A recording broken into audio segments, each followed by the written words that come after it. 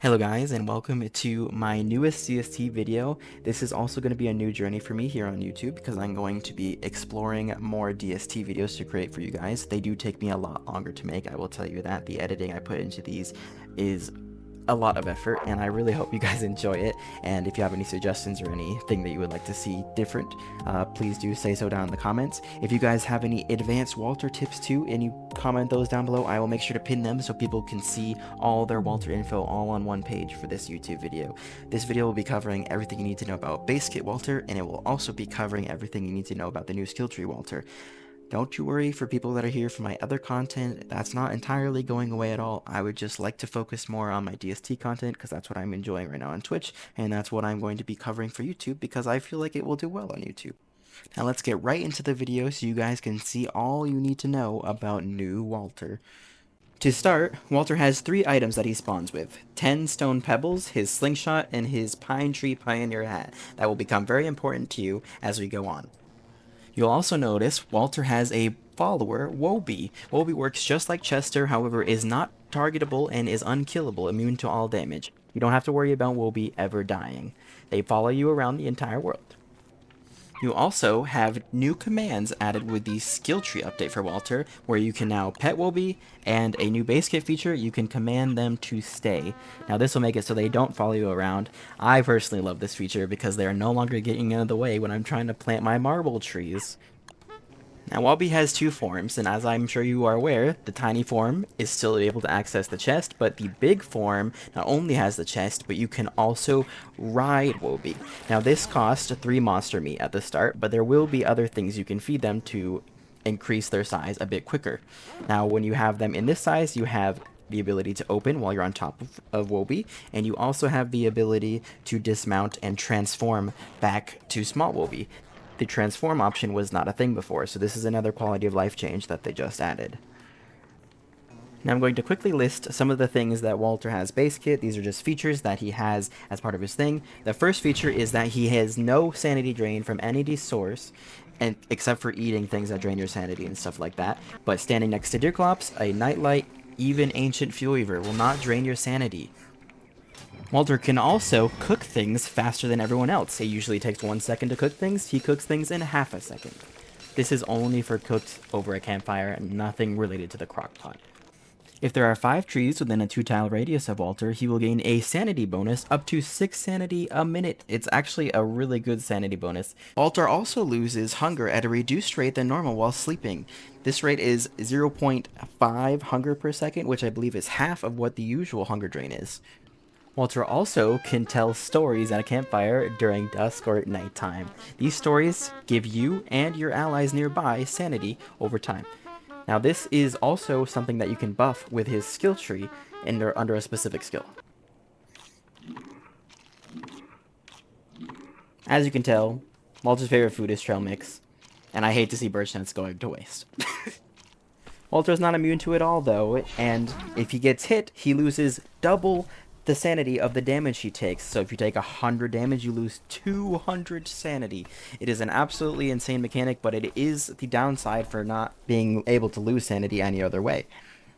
This is where his pine tree pioneer hat comes in to half the sanity drain from getting hit. Whenever Walter's health is not at full, so anything below about 110, he will have a constant negative sanity drain of negative 0.2 per minute up to negative 12 per minute. Walter can also not experience the luxury of wearing any sanity boosting clothing items, so Tam O'Shanter, anything like that will not give him any sanity. Walter is also heavily allergic to bees, taking plus 10 damage from all bee related enemies, and it goes through armor, so there is no way you can stop it. Woby is sadly not able to adopt a critter. However, if you are to swap to another character, adopt a critter, and then swap back to Walter, you can have both. He also comes with his own unique personal crafts, like the portable tent. That costs a few twigs, rope, and a bedroll. Now you can place this on the ground, pick it up, and move it wherever you want to go, and it has quite a few uses compared to the actual tent. Now we finally get to the base kit ammo crafts. So these are things you can craft without a skill tree. The pebbles take 1 rock, gold takes 1 gold. Obviously, marble takes 1 marble. These are pretty cheap. Poop pellets take 1 poop. Ice takes 1 blue gem and a moon rock, so a little bit more expensive, and the slowdown rounds also take a moon rock and a purple gem. The Thulosite rounds used to be the max level of ammo he could craft, and they cost 1 Thulosite fragment and a Nightmare Fuel. However, that is no longer the case. You are able to craft 20 per craft. It used to be 10. They buffed it base kit with the skill tree update, so now it's 20. There also is a skill that buffs it further, so you can craft 30, and I do highly recommend that skill. Walter's maximum ammo stack size has been increased from 40 up to 120, so they tripled it base kit. Another amazing change. Now it's time to get into damage. The base kit pebbles Walter spawns with do a measly 17 damage per hit. The gold rounds do double that at 34 damage per hit. And the next tier of marble rounds end up doing 51 damage per hit, which is a really good early and mid game ammo type. Poop pellets do a whopping 0 damage, however they will de-aggro all non-boss enemies. They just stand there and go the other way. Nothing happened. Freeze rounds also do no damage, however they apply a freeze effect after 2 hits.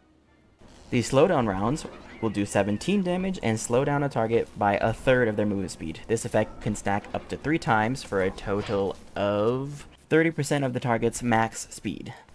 The final part of base kit Walter is the Thulosite rounds. The Thulosite rounds do 51 damage just like the marbles, however they have a 50% chance to spawn a tentacle that will do an additional 34 damage every 2 seconds. That does kind of require them to be stuck in one spot, however, so you're better off pairing them with something that slows them down so the tentacles can actually hit them before they leave their attack range.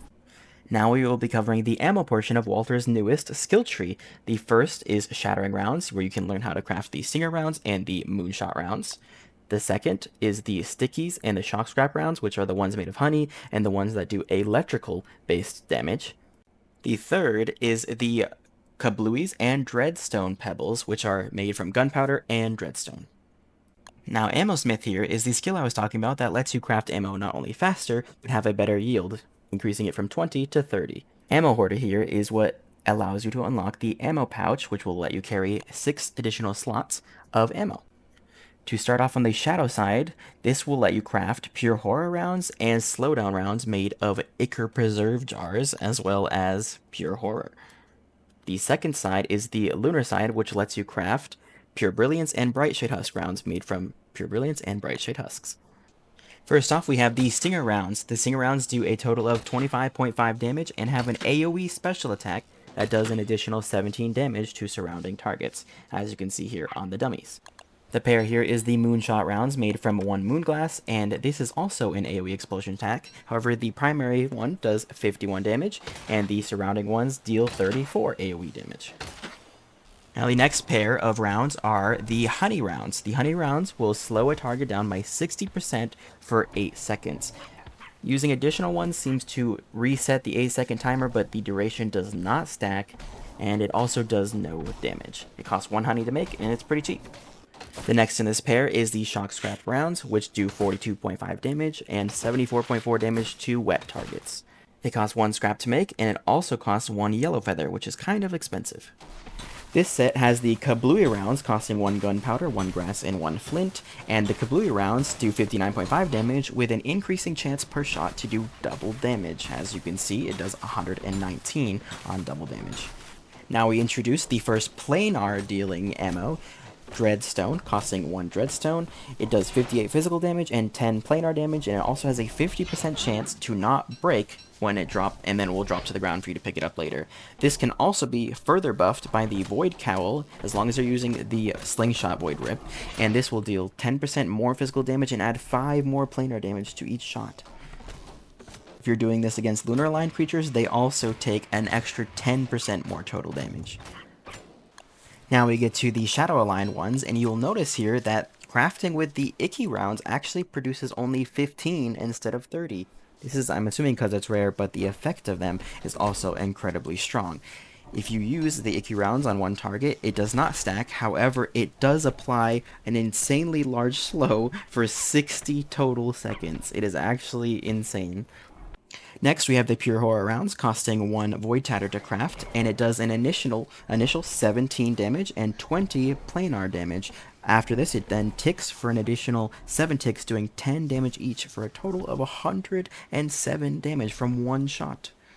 A total of 4 of these tickings can happen at a time, so 4 rounds can be affecting the same target at once, but you might as well just keep shooting them. Or you could hit them with 4 and then swap to a different type of ammo. Pure Horror rounds can also be benefited or buffed by the Void Cowl, allowing it to do an additional 2 ticks to each tick for a total of 9, as well as the 10% physical damage bonus and an additional 5 planar damage. You also will receive the 10% boost to fighting lunar aligned creatures, but that works without the Void Cowl. Speaking of the lunar side, Pure Brilliance round can be crafted for 1 Pure Brilliance and will mark a target. This means that the next time a target is hit by any sort of planar damage, it will burst and do an additional 5 planar damage. So now that we've already hit him with the damage from the first Pure Brilliance, because it does 34 physical damage and 20 planar damage, an additional 5 planar damage will be added to it. This makes the 54 damage go up to 59. However, this ammo should not be misunderstood. When it applies the effect, it does not unapply it after you hit them and trigger the explosion once. It applies it for 30 seconds flat, no matter if you trigger it or not. So what you can do is you can apply it and then switch to another planar type of ammo to get the additional bonus of 5 planar damage per hit. These rounds also do an additional 10% more damage to shadow aligned creatures. The final new ammo that Walter received in this skill tree is the Brightshade Husk rounds. Now these do 38 physical damage and 30 planar damage, with a 50% chance to spawn a vine that will do 85 planar damage. Not only is this really good just base kit, if you pair it with the Pure Brilliance rounds, the Pure Brilliance rounds will add 5 damage to the initial attack, as well as 5 damage to the vine as well, for doing 73, upwards of 90 damage from the vine. Now we have the ammo pouch, which requires 4 pigskin, 6 silk, and 2 gold, and has the ability to hold 6 stacks of 120 ammo of your choice. Next is the customizer, and the first skill allows you access to the pigskin slingshot, the bony frame, and the actual grip tape. The pigskin slingshot requires 1 pigskin. The bony slingshot frame requires 2 bone shards and 1 rope. And finally, the grip tape requires 2 silk. Now this is the default range Walter has, and then when you put on the pigskin band, this is the new max range you have. It is not very noticeable, but you do notice it over time. The only use of the bone frame is just an extra ammo slot that does nothing. Now the default grip tape slowly increases the attack speed. It ramps up as long as you're doing consecutive attacks and not moving in between them, and it really reaches the max attack speed after 3 hits. I suppose I should mention this, but you also need the Slingshot Customizer Kit, which you can also craft. It will prioritize the one that's equipped in your hand, but it will also prioritize the one closest in your inventory. Now we have the Advanced Grips, which will let you unlock 3 new grips. The first grip is the Slingshot Sticky Grip, made from 1 Glummer Goop. This will increase your base kit attack speed, so there's no ramping involved, and it is way faster than the base kit grip, so I highly recommend, if you're going to get any of the customizer slingshots, you want to get the advanced grip. Next up is the Slingshot Jelly Grip, made from Royal Jelly, which drops from killing Bee Queen, and this attack speed is also a base kit improvement. There is no ramping involved, but it is incredibly fast. I love this grip. Now the endgame variant is the Void Wrap, requiring 1 Void Tatter, and this is also a ramping attack speed. However, the ramping is after 3 shots, but when it is fully ramped up, it is even faster than the Jelly Grip. It is a really fast attack speed. It's crazy. Now the Slingshot Band skill will unlock the Cattail Band, which is made from 1 cattail and 1 tentacle spot, and this will increase the range slightly further than the default and the pigskin. Then again, its range is only +2. However, I forgot to mention, there is another bonus from these bands. The pigskin band increases the projectile travel speed by 10%, and the cattail one increases the travel speed by 20%, increasing your DPS even further. Now this is the only craft that this skill point unlocks. However, you can upgrade the cattail band by putting it in a mimic creep chest. So it's not actually a mimic creep, it's just the chest is possessed, and the only way you can get this possessed chest is after killing Fuel Weaver. The chest in the labyrinth will become possessed, and if you put something inside of it, it will show that it's actually a fake chest, and when you kill it, out pops a Possessed Slingshot Band. Now, this Possessed Slingshot Band has a very special and unique ability where anytime you shoot, no matter what type of ammo, you have a 30% chance for no ammo to be used at all, making your ammo supply run out way slower. It is incredibly good. You'll see multiple shots here. I just go on a spree where none of the ammo gets used. You're going to be saving so much ammo, and you know, why not take it? It's a good upgrade. Now, the frame skill unlocks 3 new frame types: the Thulecite frame, the Scrappy frame, and the Scrappier Slingshot frame. Now, these all cost various ruins loot with Thulecite and gems, and then the scrap, you need some scrap, some electrical doodads, and some wires, and the Scrappier one, you also need to have a late game item that you get from killing CC. As you can see, now that you have the Thulecite frame, you can do a charged attack, which has your entire screen range, so you can definitely, you don't even need the band if you're going to be doing only these shots because it goes across your entire screen. However, it is a lot harder to hit because it is no longer auto-targeting or auto-aim. The special ability, though, for using this charged shot is the fact that the upper ammo slot gets consumed for the charged attack and the lower one is for the primary attacks. However, that's not the only thing that gets benefited from this. It also lets you do AoE versions of any ammo that has some sort of magic effect, so instead of freezing one target, you can freeze two. Now, the Scrappy frame doesn't have an additional slot, however, it does have the charge effect, and this attack does double damage when you fully charge it. If you kind of undercharge it, though, it does less than double, so if you want to get the full effect, you have to double charge it, and while it does attack slower, you're still getting double damage, and ultimately it does end up being faster. The other hidden effect of this specific frame is that when you do a charged attack, you instantly can charge the Void Grip tape to max ramping speed, so you don't have to worry about doing those 3 initial shots to activate the faster attack speed. However, if you do move, it will interrupt this, so you kind of still have to stand still to get value out of it, which is why I prefer the Royal Jelly, but it's to each their own. Now, the Scrappier frame, the one benefit it has, it does everything the previous one does, however, it has infinite stack size. It is used to upgrade this. To make this, you need to use an elastispacer, which is exactly what you put into chests to make them have infinite stacking size as well. Now we have the scouting category, with the first one being Twine Twirler. This lets you craft rope at a decreased cost, so instead of doing 3 grass per 1 rope, you use 2 grass for 1 rope. And it also lets you craft it faster. Now, this skill is pretty niche, but, you know, maybe if you're late game, you just want to make some more rope and mass farm it, you could enable this skill. I don't know if I'd waste a slot on it, though. Now, the next skill in this category is a buff to the Pine Tree Pioneer hat. So what this does is instead of it having a 50% damage reduction to the sanity loss, or sanity reduction I should say, it makes it a 75% reduction, further reducing how much sanity you lose. It also doubles the heat insulation from 60 to 120, and it increases the rain resistance from 20 to 35. The third skill unlocks Woby Snacks, which cost 1 monster jerky, and it creates 2 non-perishable stuff, and it does way more hunger than monster meat does by itself.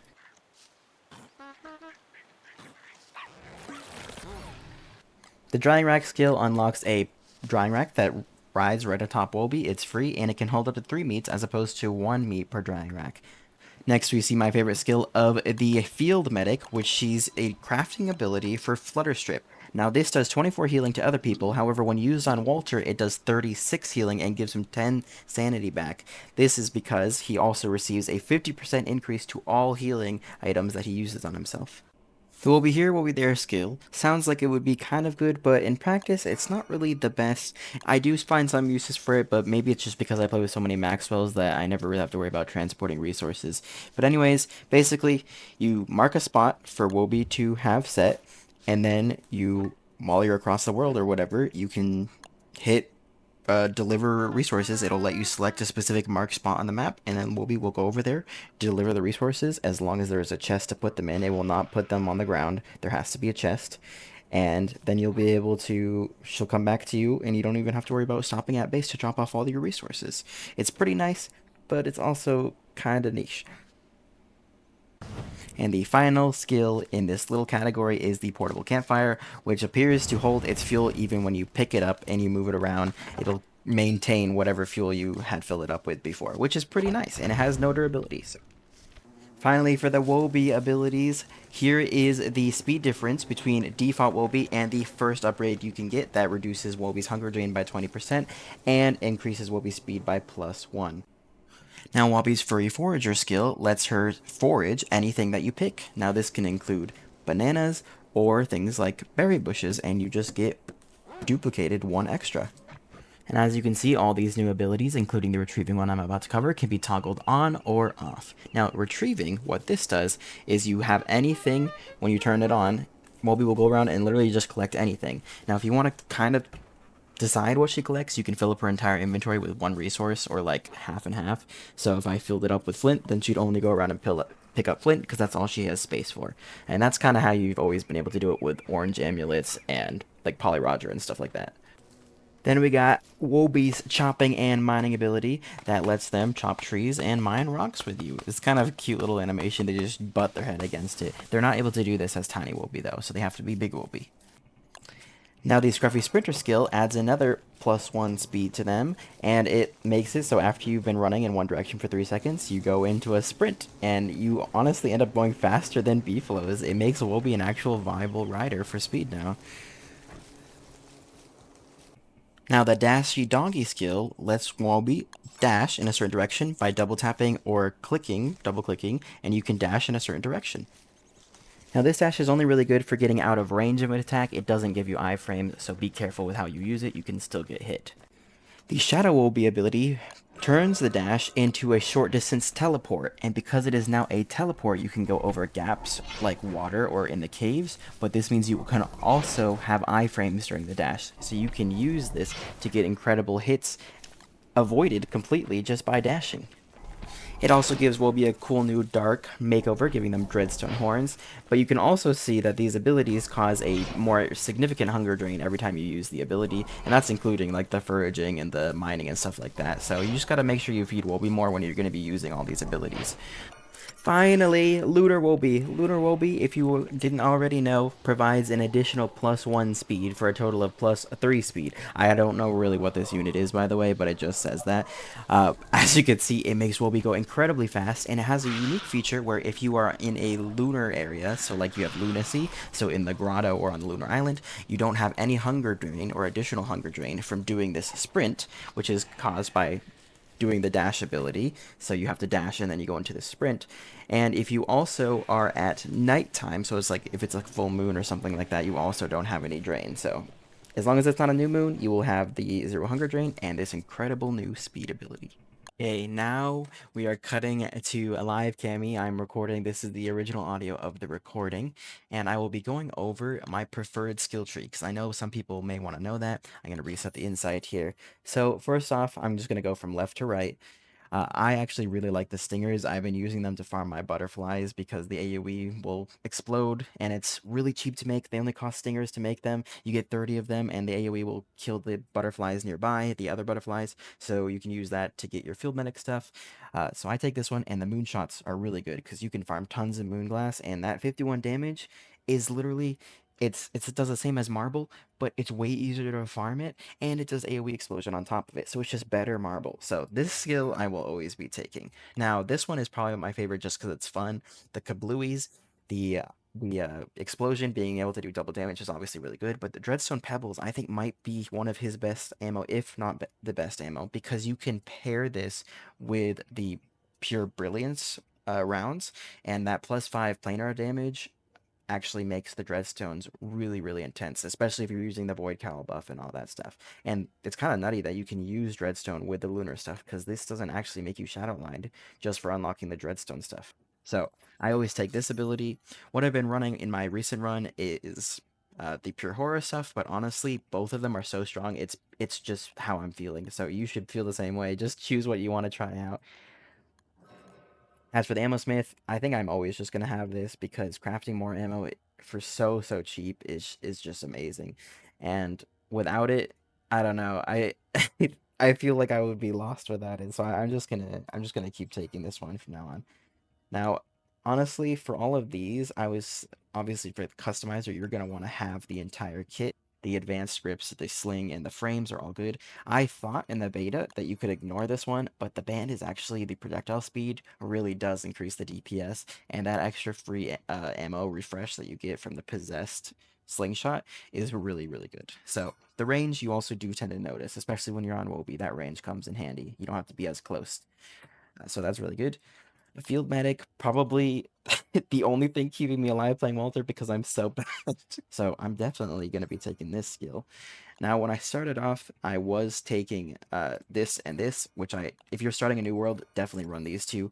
It dries the meat so quick, and you dry 3 of them like in half a day. It's really good drying rack because most drying racks can only hold one, so why not get 3? And then just from that, you get 6 Woby treats and they never spoil, so you can just use them whenever you want. And as long as you keep putting monster meat on here, you're gonna have so many Woby treats. Like it's really easy to farm them. And even if you don't want to, I would recommend just if you want to save some skill points for somewhere else, just get rid of the drying rack and just use the special treats. And I also learned that you don't actually even need these special treats to still feed Wabi and get the benefits from them. So if you really want to do some sort of like cheese for the system, you can craft a huge amount of Wobi treats and then go to the Celestials portal and reset your skill tree, and then you don't need a skill tree point in the Wobi snacks or this, and you'll still be able to feed Wobi all those snacks that you have saved up. And then all of a sudden, you have 2 free skill points that you can use on whatever you want. Um, I tried this. It's not really the best, so I'm probably not going to be running it. You always, always, always probably want to run this because the 20% reduced hunger cost and the speed is just really good. This one kind of just picks up a lot of the stuff, especially if you like to design. It just picks up all the decor you have on the ground, and I don't know. There's so many. You can just have an orange amulet if you really want to pick items up. There's other items that do it, but the furry forager is unique. There's nothing else that does this. So I like this skill, and this skill is good if you're clearing out an area. So I actually swapped recently and swapped from furry forager to the helping horns. They're both really good skills. This one, you probably always want to have the sprint that you get after 3 seconds. The speed is it makes you faster than Beefalo's with the Glossamer saddle. Like, it's just insanely good speed. I can't shut it down.